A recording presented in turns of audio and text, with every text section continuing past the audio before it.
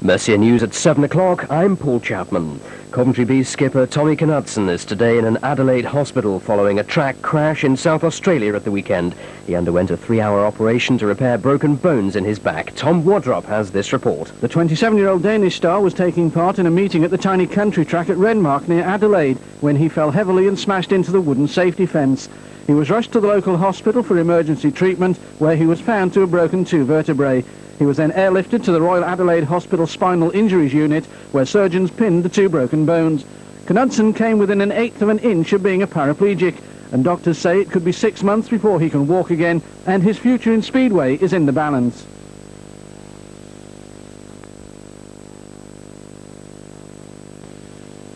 That was how Speedway supporters in the Coventry area heard the news of Tommy's crash on February the 11th, 1989.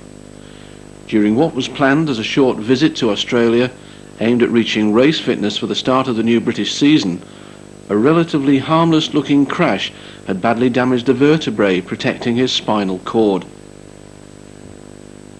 Whilst Tommy's fans in both England and Denmark were concerned about the possibility of him not riding again, Tommy's immediate worry was whether or not he'd be able to walk again.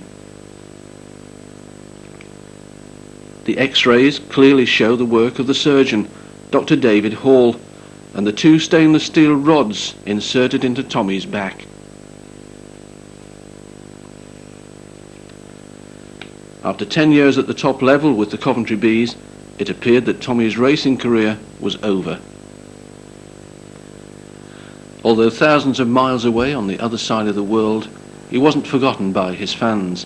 He was literally inundated with hundreds of get well cards from well-wishers from all over the Coventry area. Tommy's trophy room is evidence of his success. Literally hundreds of trophies for most of Speedway's top events, including championships and cups for Coventry, 9 FIM gold medals for both Danish team and pairs events, medal in the World Individual Championships. One of Speedway's most successful and consistent riders then had apparently been lost to the sport. However, following discussions with Dr. Hall at Mansfield Hospital in Nottinghamshire, the final scan showed that the damaged vertebrae had completely healed. The doctor had informed Tommy that his back would be as strong as before the accident, and therefore racing was once again a possibility. Remarkably then, just 18 months after the accident and many sleepless nights, Tommy had declared his intention to ride again.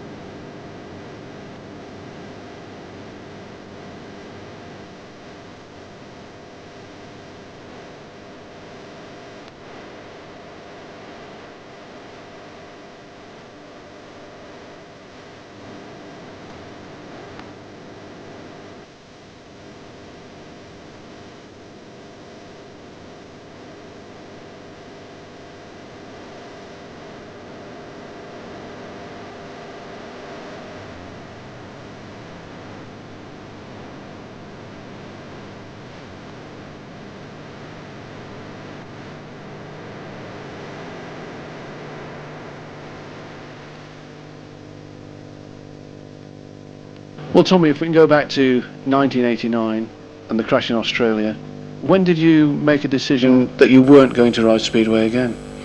I made that as soon as I crashed, really. I remember while I was lying on the track, I thought to myself, this is it now, I've had enough.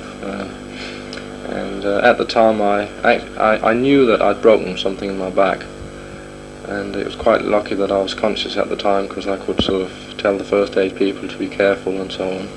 But I made the decision there and then, and obviously as the season got on, the 89 season, and I went to Brandon as a spectator, and as my back got better and better, sometimes I fancied having a ride, and it didn't really help that I never got away from it. I was tuning engines for a few riders, for John and Kelvin, and I was involved that way all the time. And sometimes when I was standing here in the workshop working on engines, I remember thinking, I would love to try this one. I think it'll be good. But even then, I still didn't want to ride again. And then you say you were a spectator at Bradford, and then there was this terrible crash with Eric. Did that strengthen your resolve not to ride again? It certainly did, yeah. I mean, I'd made up my mind really before that, but when I saw Eric's crash and saw the state he was in that day and the following day and weeks, that really just made my feelings that much stronger, that there's no way I would want to risk ending up like Eric. And I mean, at the time we didn't really know how serious Eric's crash was or his accident was going to be, and thank God he's doing well today. But when I saw that, it really upset me, and I thought of the danger more than ever at the time. Of course, when you think about it, you started Speedway at about the same time, and you're very good friends all the way through your Speedway careers, haven't you? Yeah, that's true. Eric actually came to England a few months before me in '79, but we've been riding, sort of 80cc or 50cc Speedway as it was then. We started together at the same time, and it was very upsetting when I saw Eric's crash. Now, when you were out of Speedway, how did you fill your time? Because obviously you had a lot of time to fill. Well, I was spending a lot of time tuning engines, and I quite enjoyed that. I don't know if I'll do that when I pack it in again one day, but I did enjoy the couple of years when I was doing that, being involved in a different way, and at the time I was looking at it in a completely different way, and I think I learned quite a lot from being on that side of Speedway. And also you set up a therapy sort of business as well, didn't you, at some stage? Yeah, that really happened through all my various injuries over the years. I got very interested in that, and I'd been seeing this bloke in Denmark for treatment a few times, and I was quite impressed with his treatment, and that's how it started. I went to Germany on a course down there, and then I opened my little clinic here. And how did that go? It was going pretty well at one stage, but then obviously I started riding again, and I didn't have time for both. When did you actually make the decision? You'd already said you weren't going to ride again. When did you make the decision to say, yeah, okay, I will ride again? That came last summer. I went up for a final examination on my spine, and after I had the scan on my damaged vertebrae, the doctor, actually the same doctor that did the operation in Australia, he was over in England at the time for 12 months.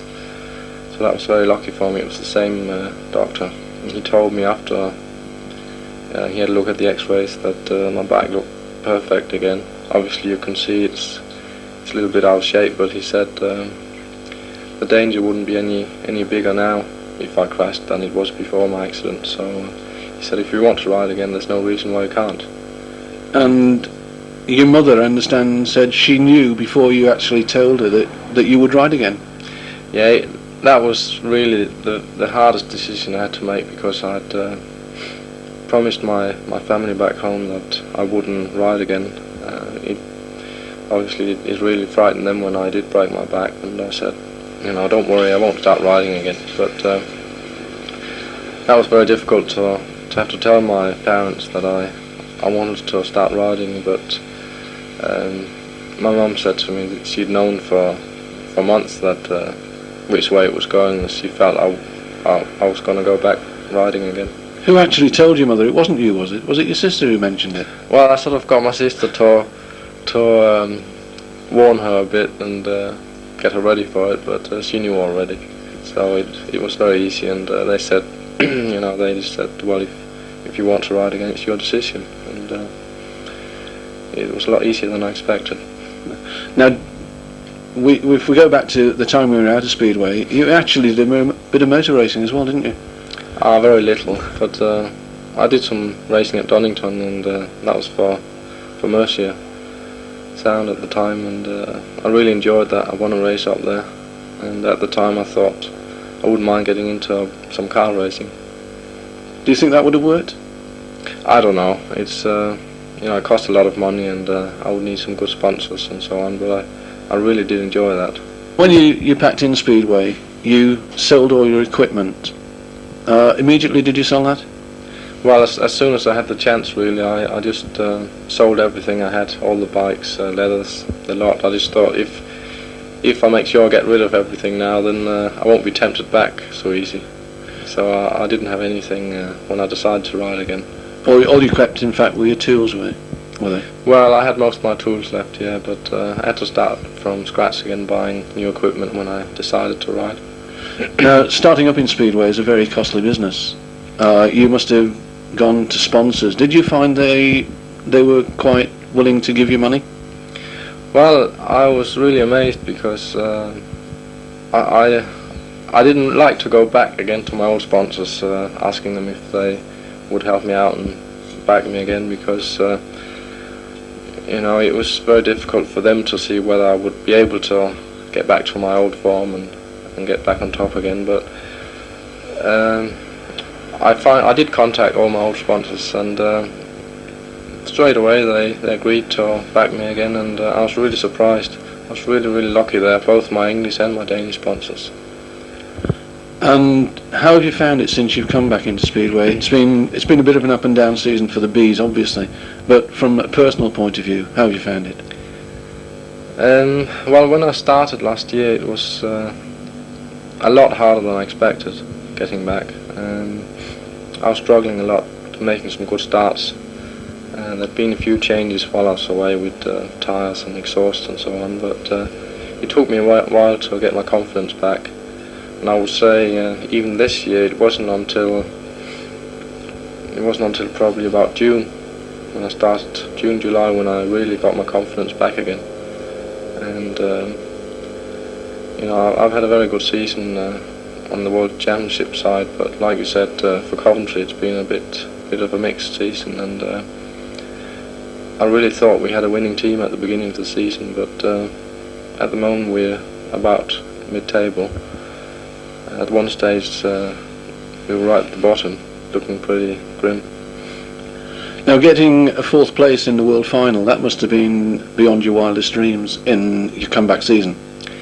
Yeah, well, my aim was to make the World Final first of all, but coming fourth, I was a bit disappointed on the night because I felt I should have won the run-off for third place, but looking back, I couldn't really have hoped for any better results this year, winning while being part of the World Pairs team and also the Danish World Team Cup in Vojens where we won. So it's been a very good season for me.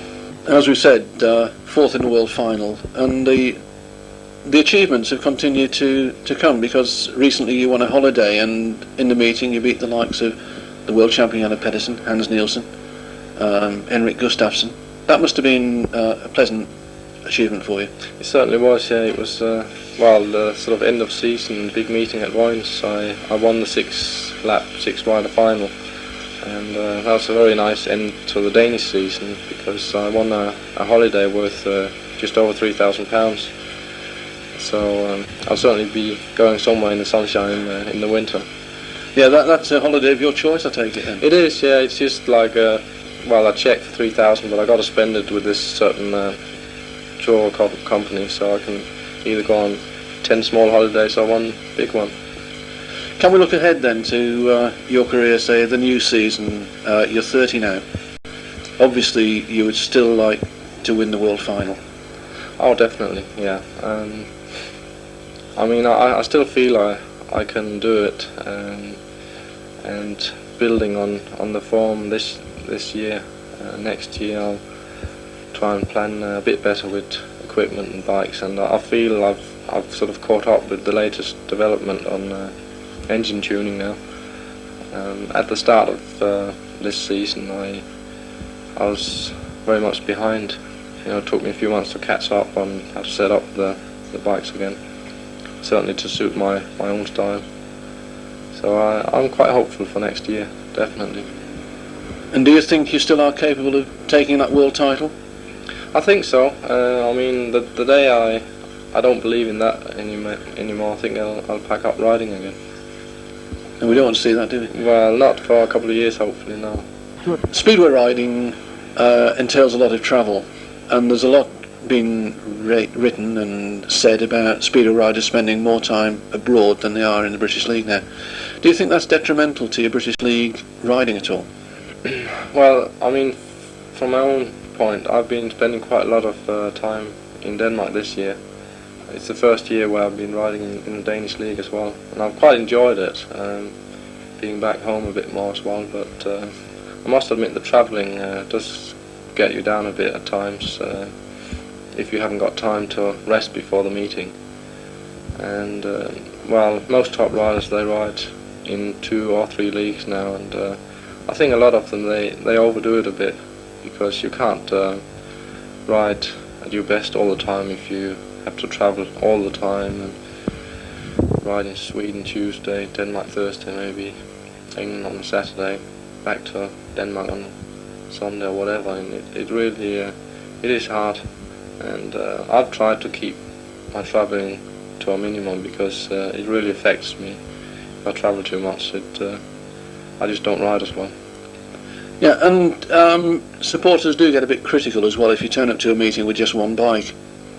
Well, that's right. I mean, I've done that probably 3 times this year, turned up with one bike, but I've been lucky. I haven't had any, at them 3 meetings, I haven't had any bike problems. But you certainly need more equipment when you ride in 2 or 3 countries. Do you think you have more of a commitment to the British League because they do, in fact, pay your wages, don't they, rather than these meetings abroad? Definitely. I mean, I always put the British League first. That's number 1. I mean, I've been riding over here for many years now. I won't mention how many.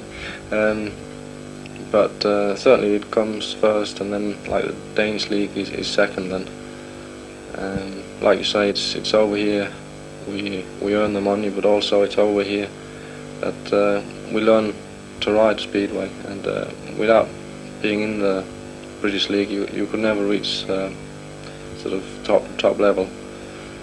So it is still the best speedway in the world that is over here. It's ironic that all the best riders are Danish as well, isn't it? Well, the reason behind that is definitely the Danish Junior Speedway on the 80cc bikes.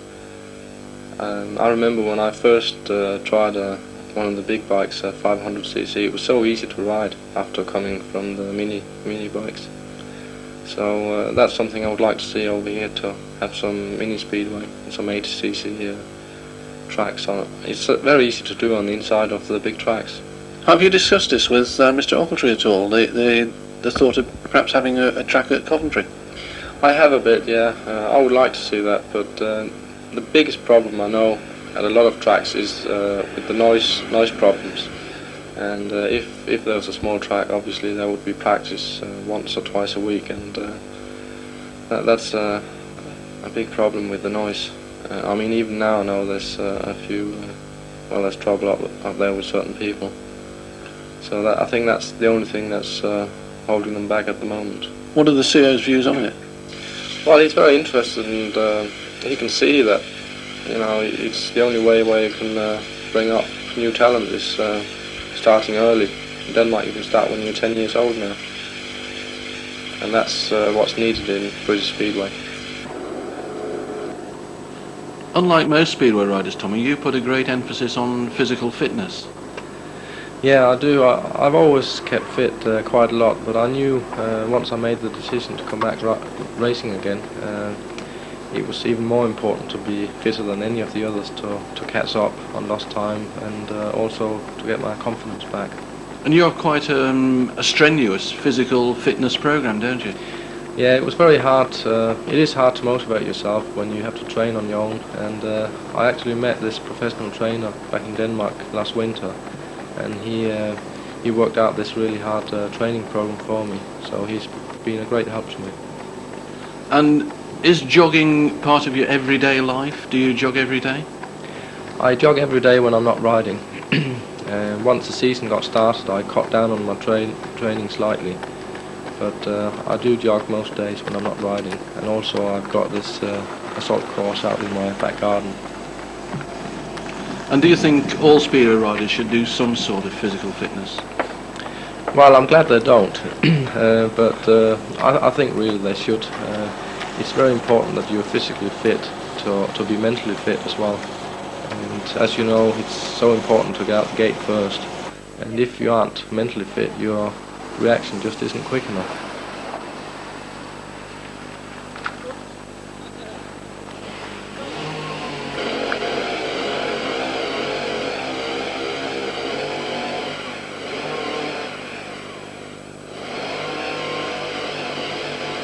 Five, 6, 7, 8, 9, 10. 1, 2, 3, 4, 5, 6, 7, 8, 9 or 10. Okay. Next. Here we go. 1, 2, 3, 4, 5, 6, 7, 8, 9, 10. Stay up. Okay. Go. There we go. Oh. 1, 2, 3, 4, 5, 6, 7, 8, 9, and 10. Okay, keep on. Keep on. Okay, 5 more. Come on. I got you. There we go, 5 more. And 1, 2, 3, 4, and 5. Very good. Next.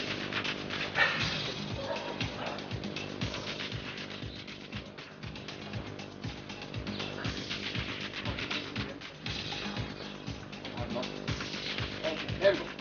And 1, 2, 3, 4, 5.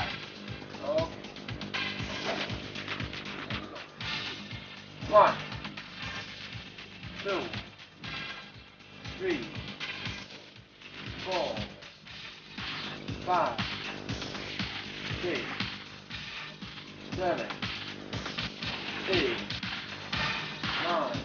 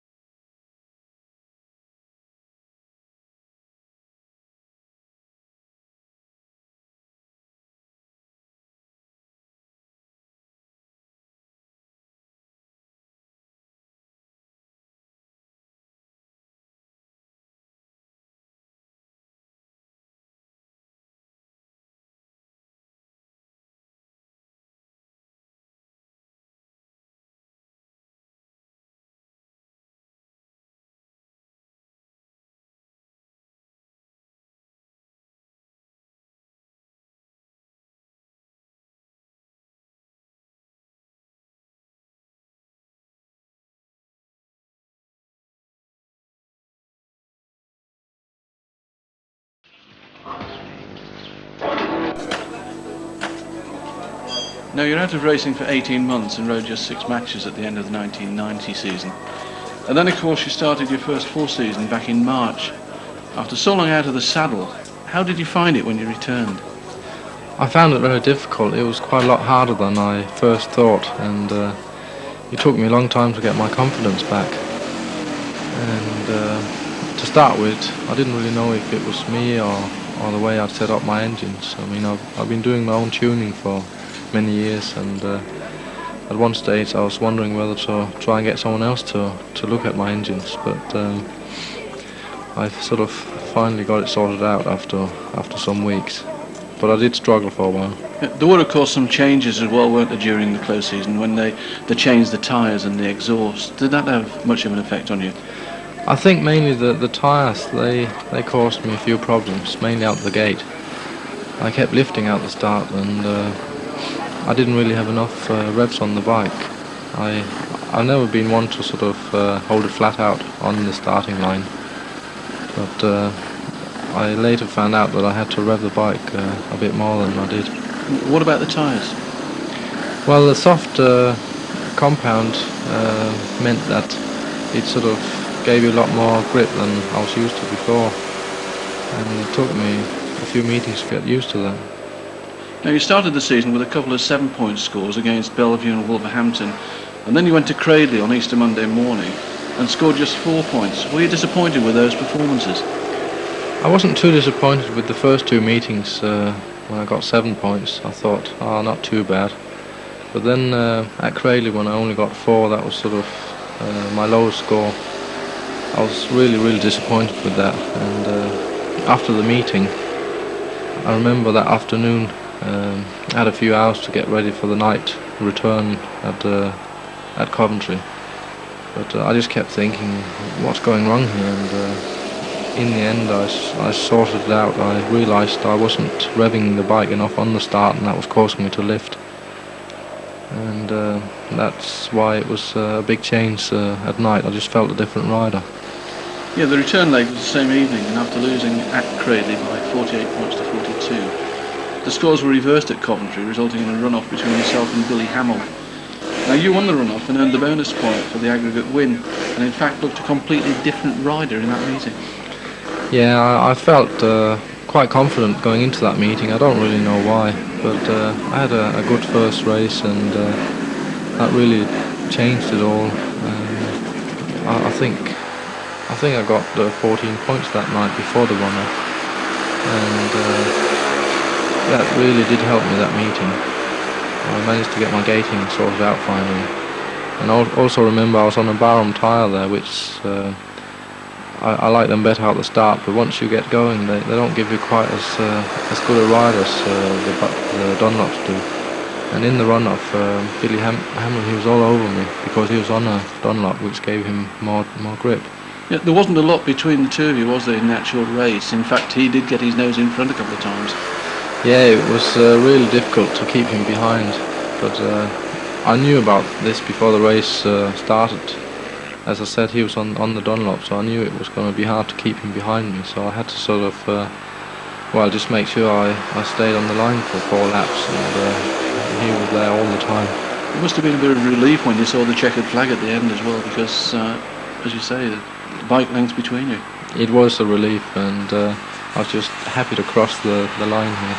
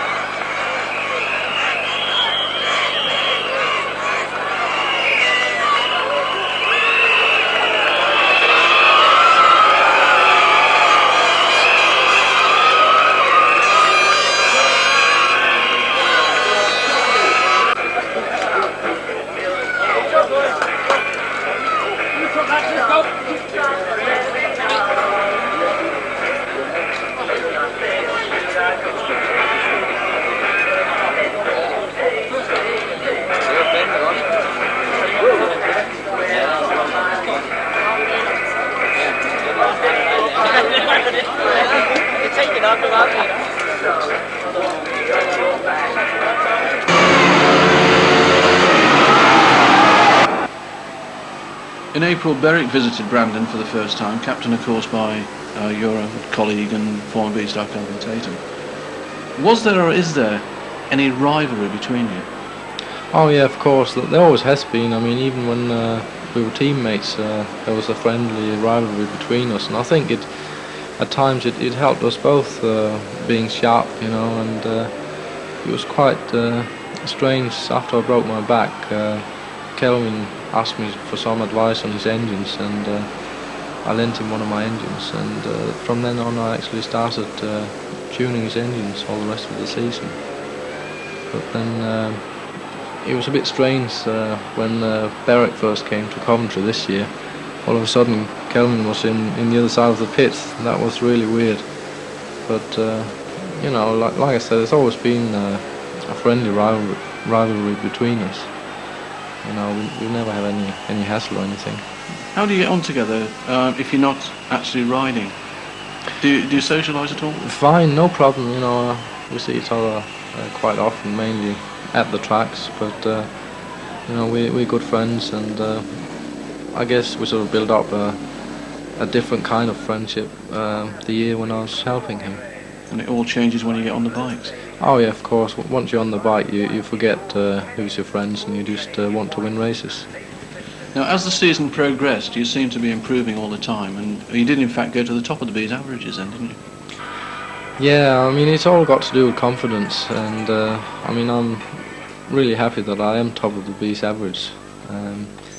But it took me a few months to really get to the top again, and I mean, sort of towards the end of the season, I think I've felt as confident as I did sort of 3 years ago.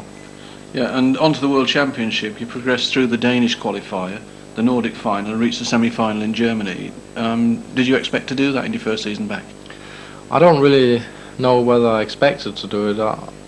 I felt from the start that I could do it, but you know, obviously anything can happen, engine failures or just a bad day.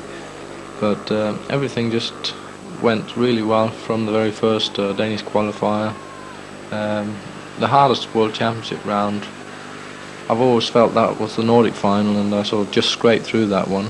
But then in the semi-final in Ravensburg in Germany, I actually came third and made it through to the World Final. And you're running into form just at the right time, as we can see from this clip of this, where you overtake Andy Graham. Yeah, I felt really good the last few weeks before the World Final, and I sort of felt safe going underneath riders, like in this race with Andy. I had some really good meetings at the right time. A bit of vintage Knudsen, that, where you went on the outside and then cut inside, wasn't it?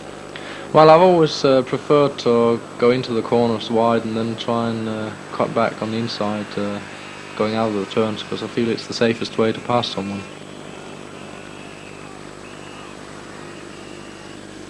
So then, if we move on just a few days before the World Final, you then had a heavy fall in the meeting when you actually slid into the safety fence back first.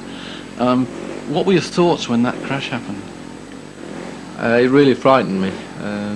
Not only that I was going to get hurt again, but I thought I was going to miss out on the World Final now. I'd done the hard work of qualifying. I mean, a few seconds it took from when I sort of knew I was going to crash until I hit the fence. The first thing I thought was, oh, lost out here. I've worked for all this season, and then I might not make the final. It was in fact a very heavy fall, wasn't it? I mean, it wasn't just a slide off. You really hit the fence with quite a bang. Yeah, I remember I was trying out a different engine, just a very last experiment before the final, and it wasn't really pulling that good. And I was having to go around the outside, and I just sort of got out on the marbles where it was really slick and slid off. And I was very lucky that I didn't hurt myself too bad. I banged my head a bit, had a headache for a few days, but apart from that, it was okay.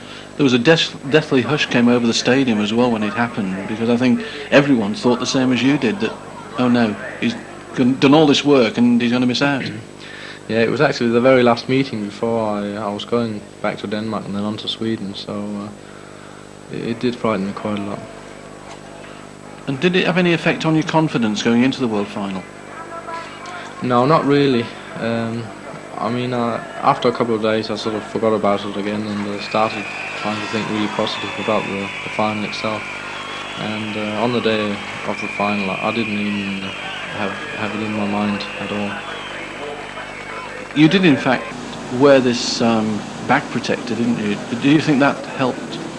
I think, yeah, I'm sure it did help that night, because I remember I banged into the fence quite hard with my back first. I never used to wear a back protector, but after I broke my back I started wearing one. You found them very difficult at first, didn't you? Yeah, quite, well, it's very uncomfortable when you aren't used to it, but I finally got used to it now. Well, Tommy, we've talked about your battle for fitness and the progress that you've made over the season, but so many races are won and lost in the workshop preparing your bikes. How much time is spent in the workshop, and what would be a typical weekly schedule for you?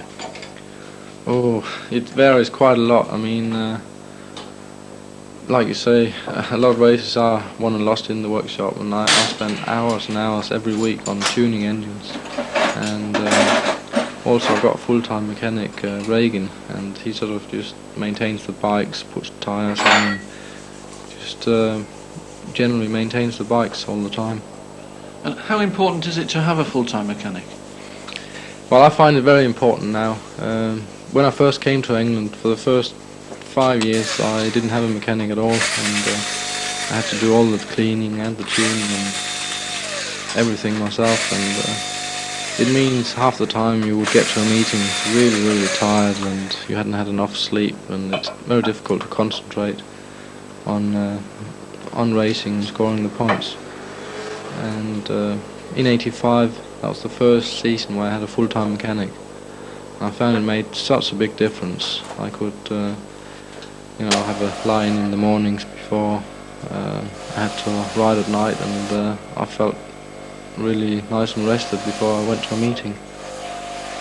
We often hear of riders paying vast sums to have their engine tuned by people like Bruce Cribb and Eddie Bull. But you always tune your own engines now, do you? Yeah, I have done for many years. I just find it very interesting. In fact, I find it just as interesting as the racing itself. I mean, I experiment quite a lot. Sometimes I go up to practice during the week to try out maybe a different camshaft or different carburetor or whatever. And I mean, that's where all the hours come into it, mainly on the experimenting. But I only do maybe 4 meetings on an engine before I rebuild it completely again, and it takes like 8-10 hours to rebuild it. Do you think at some time that riders perhaps spend too much time messing on with the engines? I guess sometimes. I certainly know from myself that once in a while I do sort of try too many things, and then I know in the past I've sort of gone up to the start thinking, I wonder if I should have just timed the cam a little bit different or used different compression ratio and so on, and your mind isn't clear then, and you can't concentrate on the gating so much. Without giving too much away, what is the secret of tuning the engine? You know, what do you actually do to the engine to get a few more revs out of it? There's so many things you can do. I mean, I myself, I lighten the conrod and the piston, the rock arms. I make everything as light as possible. Of course, it means it won't last quite as long, but I just know if everything is really light, I feel more confident, and I know I've got the best equipment. But apart from that, you can mess around with the cam timings, the compression ratio, different ignition, carburetor, all sorts. It's endless. That's why it takes quite a lot of time experimenting with the bikes. But I mean, if I set up a bike for myself, it might not suit another rider. You got to tune each engine to a certain rider, and sometimes also you got to tune an engine to suit certain tracks. And what are you actually doing here? Well, I'm checking the flywheels to see if they're running completely true. I always do that before I take them apart. And here I've got the flywheels in the press. I'm just going to press them apart now to check the big end bearing itself.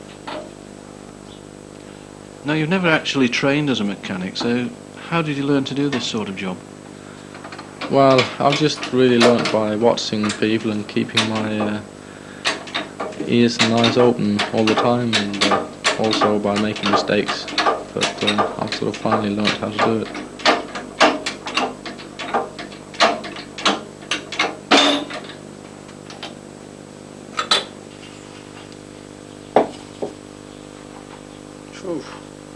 We've been lucky here.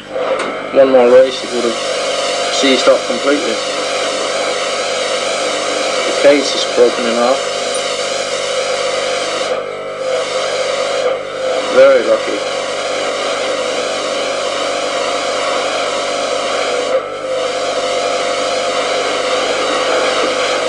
And that's my World Final engine.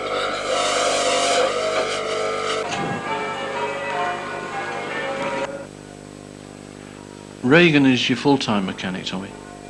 Yeah, he's worked for me all this season. He was going to start like nearly 3 years ago now, but then I broke my back and we had to delay it for a bit. And I've been very lucky with Reagan because he used to ride himself, so he knew everything about the bikes before he started. I can rely on Reagan completely. I don't have to think about my bikes at all. I can just concentrate on my racing. And of course, apart from Reagan, you do of course have Chris help you in the pits. Yeah, Chris, he comes to most meetings with me, so I've got the two of them there. It's nice to have a backup in case something happens. I mean, sometimes if something goes wrong with a bike, it's good that like Chris, he can get the spare bike ready in a hurry.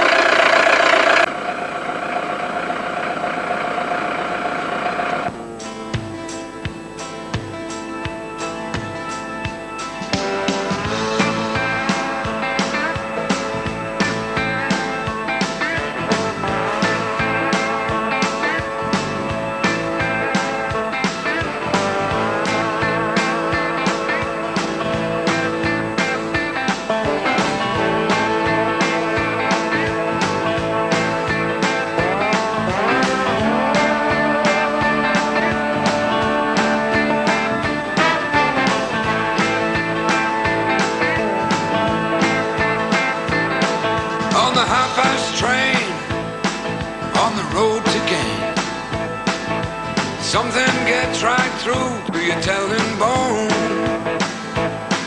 There's a sudden itch, an electric twitch.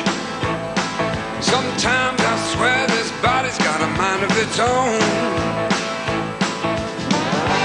This is the naked truth. This is the light. There's only one place left to go.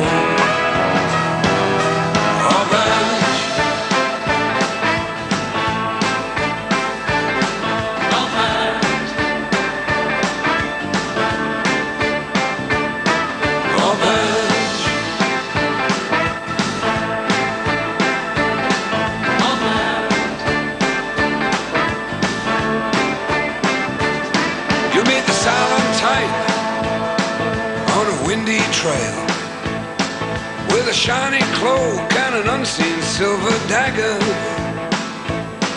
You can talk till you wake. Give yourself one more break.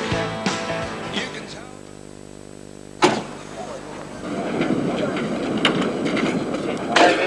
Hi, you got a bike for the Golden Elder? Yeah. We do?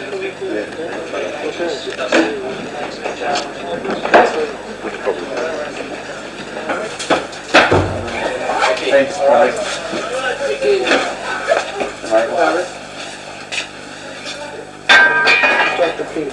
It's gone out. Okay, we'll Just need to look for it,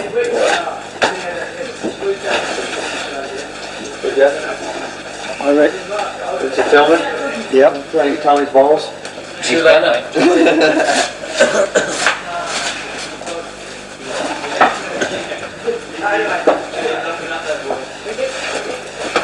They can't understand why one's bigger than the other. Everybody's like that, Albert. Well, you can't. No. Like one Yeah. half lower. Must have been swinging on that one a bit more. She must have been swinging a bit more on the one side. Don't you have one bigger one than the other? That's normal. It's scary if you got both the same size, I think. Did it? Yeah. Maybe not scary, but odd. Still there? Oh, a lot smaller than it was. Yeah. It's better, but it's still. The bruising's coming out a little bit. I like my knee, Jeff. They're pretty. Actually, I wanted to get a picture of this. This stink.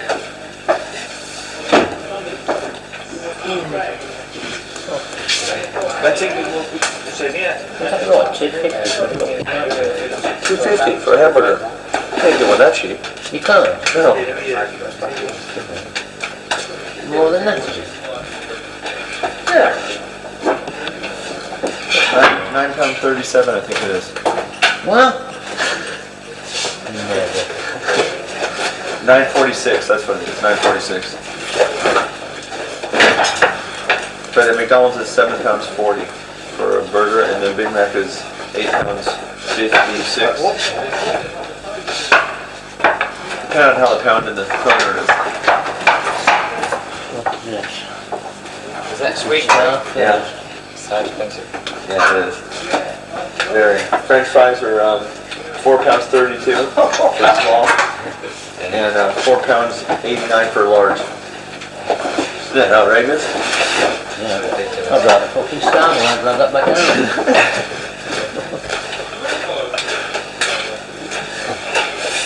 What's the point of beer then? No longer than whatever. £4.50. How do you work that? The currency must be pretty easy. The way you work them out. Yeah. 9.46. That fluctuates a little bit. Last day, it was 10 kroner or something to a pound, so that's what it was. Bob, Picture your Willie. That's why he's got the wide angle on. But you're alright, they're large. If he was getting mine, he'd need the zoom.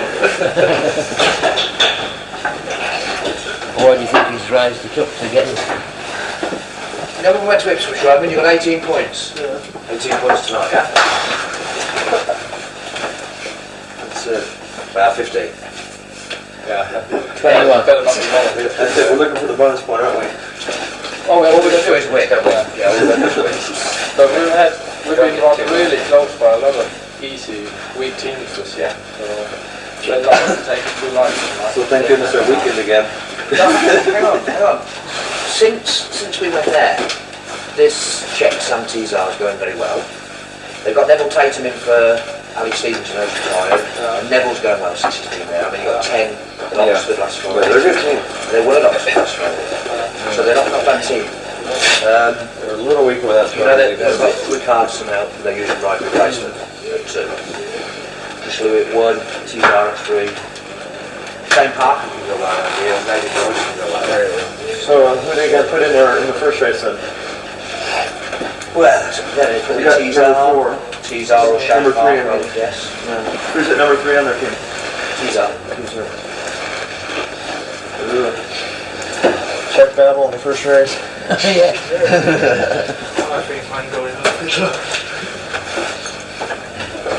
Oh, just remember, I'm in the race as well. don't think it's the Czech Championship or anything. Well, you can if you're out front. And just bloody break the back like that. Alright, all reserves are behind. Good call.